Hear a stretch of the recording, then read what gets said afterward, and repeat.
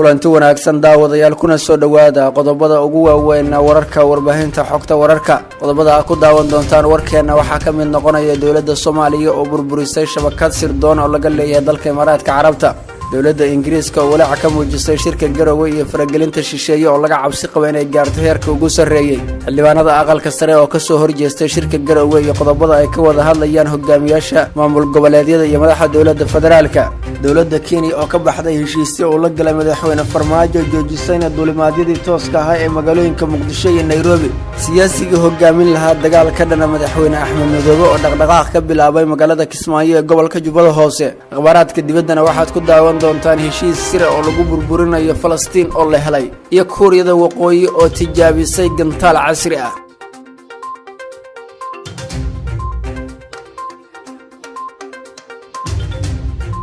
وطبعاً bisha shanaad ee May sanadka 2019 daawadayaal inta aad daawateen waa qodobada ugu waaweyn wararkeena kuna soo dhawaada warkaas oo faahfaahsan aanu ku bilownay dawladda Soomaaliya ayaa burburisay shabakad sirdoon oo ay leedahay dawladda Imaaraadka Carabta wargeyska caanka ah ee Middle East Monitor ayaa waxa uu qoray in mas'uuliyiin ka tirsan dawladda Soomaaliya ay xireen shabakad sirdoon oo laga leeyahay dalka Imaaraadka Carabta isla markaana ka howlgalaya Soomaaliya wargeyska ayaa sheegay in xogtan oo ka soo xigtay dad adeegsaday barta Twitter-ka oo uusan shaacin magacyadooda kuwaas oo soo xiganaya shakhsiyaad sarsare oo ka tirsan hay'adaha sirdoonka ee dalka Soomaaliya isla markaana u dusiyay xogta ku aadan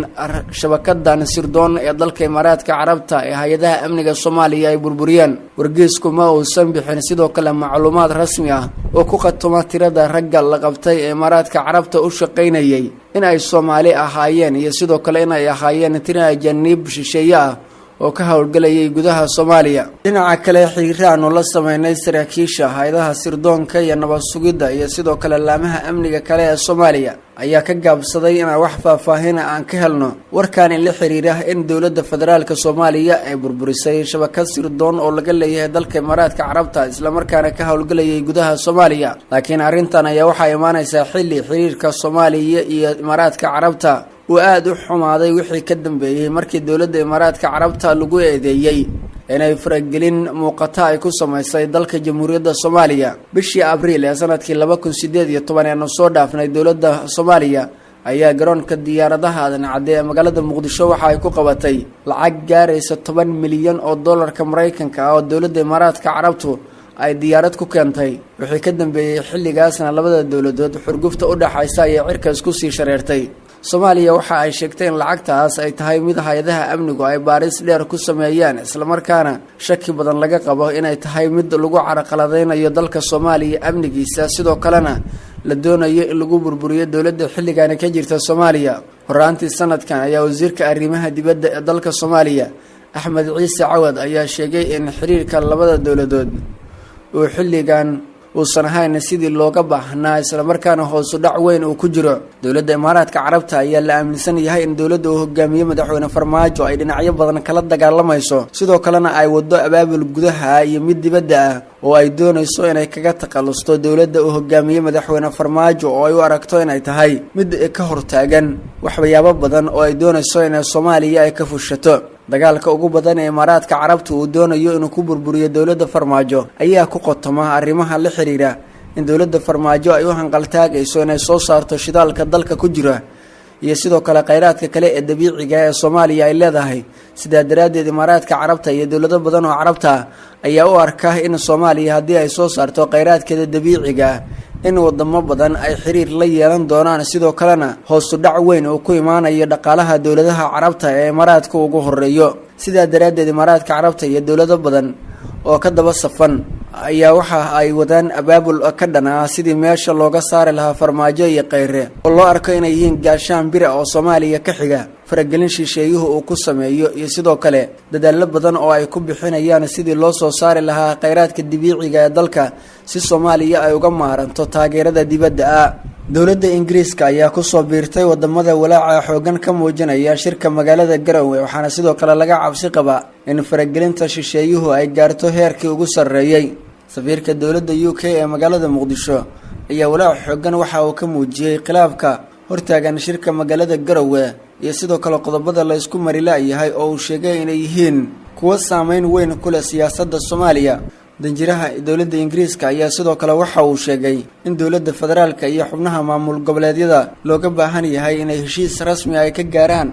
arrimaha dhamaystirka dastuurka, doorashooyinka, amniga, sidoo kale qaybsiga kheyraadka dalka, kuwaasi oo ah waxyaabaha ugu badan ee dawladaha caalamka ee Soomaaliya taageero ay walwalka badan ay ka qabaan. safiirka dawladda UK ayaa la aaminsan yahay inuu ka mid yahay safiirada dawladaha quwadaha caalamka oo fadhiya Soomaaliya, kuwaas oo juhdi badan ku bixinaya sidii hogaamiyaasha maamul goboleedyada iyo dawladda federaalku ay heshiis dhab u gaari lahaayeen, sidoo kalena cadaadis weyn ku saaraya dhinacyada inay heshiis gaaraan. faragelinta dawlado badan ayaa ka dhex muuqata shirka magaalada Garoowe, waxaana dawladda UK ay muujinaysaa walaaceeda ku aadan in shirka magaalada Garoowe ee waqtiga badan qaatay uu noqdo mid qodobada ka soo baxa dhinacyadu ayna si rasmi ah u wada qaadan. sidoo kale wakiilka ayaa dawladda federaalka iyo jamciyadda qurumaha ka dhaxaysa waxa uu ku dhaliilay maqnaanshaha wakiilka qaramada midoobay ee arrimaha Soomaaliya. waxa uu sheegay in cayrintii Nicholas Haysom, wakiilka hore ee jamciyadda qurumaha ka dhaxaysa u qaabilsan arrimaha Soomaaliya, oo ay saameyn weyn ku yeelatay siyaasadda Soomaaliya.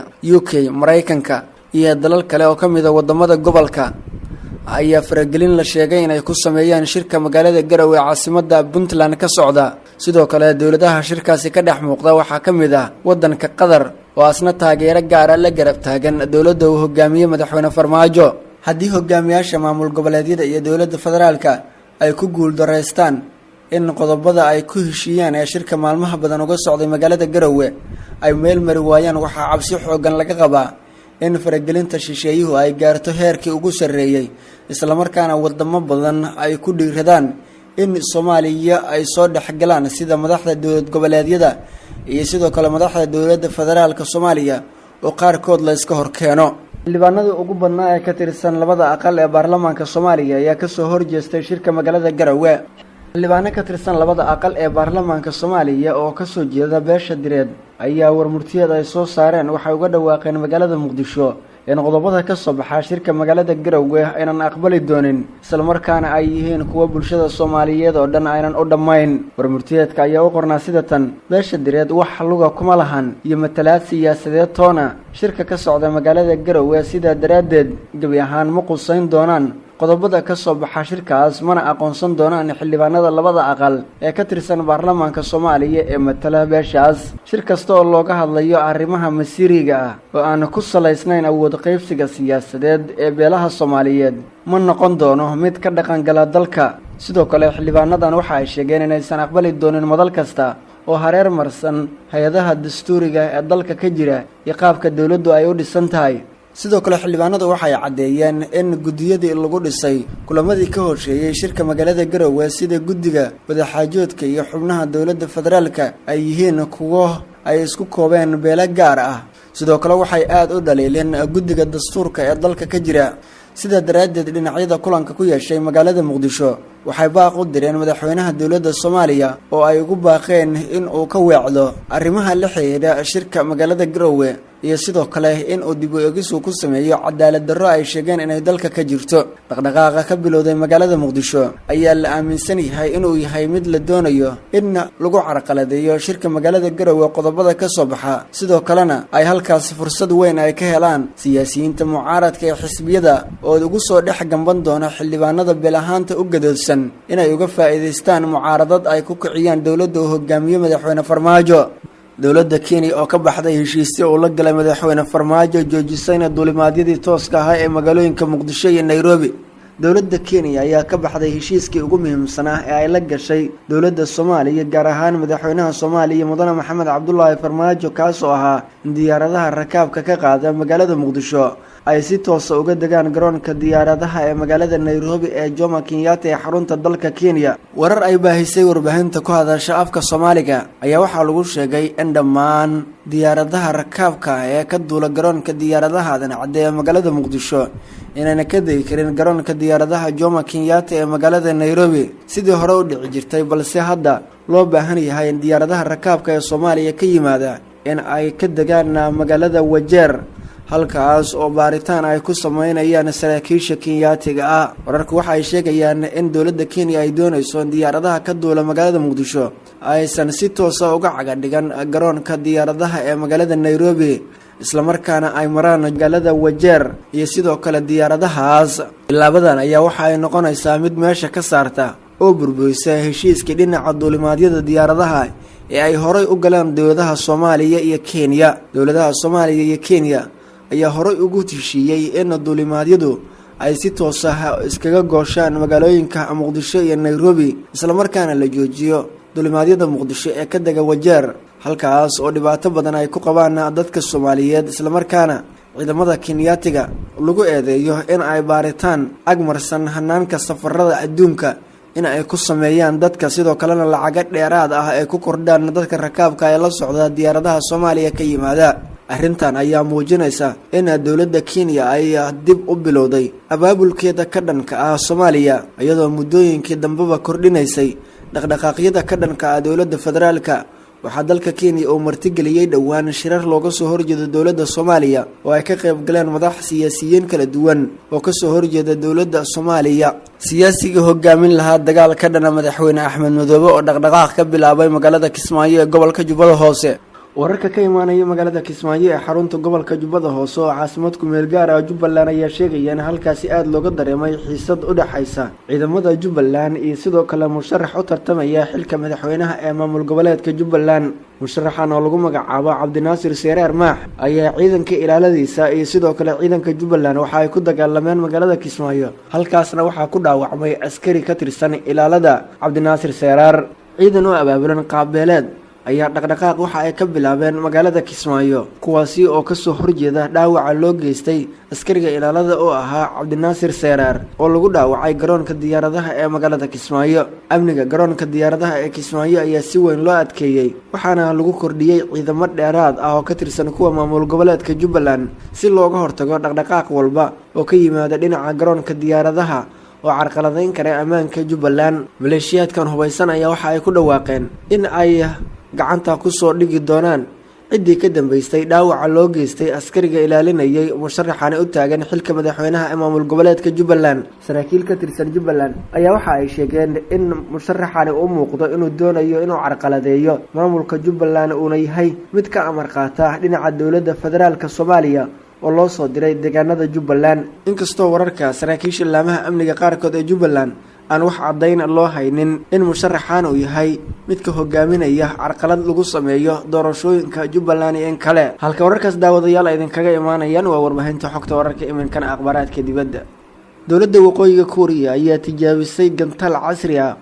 oo weli nuuciisa aysan aqoonsan wadamada dhaqdhaqaaqa wadankaasi la socda ee Koonfur Kuuriya iyo Mareykanku ay ka mid yihiin. waana tijaabadii labaad ee ay samayso xukuumadda Pyongyang tan iyo markii uu guuldaraystay heshiiskii u dhaxeeyay Mareykanka iyo xukuumadda waqooyiga Kuuriya. gantaalkan ayaa la riday 4:00 xilliga galabnimo ee waqtiga Pyongyang, waxaana laga riday magaalada Sinori oo dhacda galbeedka dalka waqooyiga Kuuriya, kaas oo loo jiheeyay dhinaca bari ee dalkaasi sida uu sheegay militariga Koonfur Kuuriya. saraakiisha Koonfurta Kuuriya ayaa sheegay in gantaalkan uu hawada ku jiray isla markaana uu soconayo masaafo dhan 420 kilomitir. waxaana tilaabadan ay tahay mid muujinaysa in xukuumadda Pyongyang ay mar kale dib u soo celisay tijaabada gantaalada ridada dheer, kuwa ridada gaaban iyo sidoo kale horumarinta barnaamijkeeda nukleerka. ugu dambeyntiina waxaa la helay xog sir oo muujinaysa heshiis qarsoodi ah oo lagu burburinayo Jamhuuriyadda Carabeed ee Falastiin.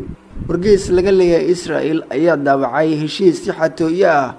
u dhex maray Mareykanka iyo Israel, kaas oo loogu magac daray heshiiska qarniga, waxaana kala saxiixday madaxweynaha dalka Mareykanka Donald Trump iyo sidoo kale ra'iisul wasaaraha Yahuudda Benjamin Netanyahu. mana jiro heshiiskan cid ka tirsan Mareykanka, Israel ama Falastiin oo ka hadashay waqtiga la saxiixay iyo sidoo kale waxa uu ku qotomay intaba. laakiin wargeyska oo helay xog sira ayaa waxa uu muujinaya in heshiiskan uu yahay mid guud ahaanba lagu burburinayo Falastiin.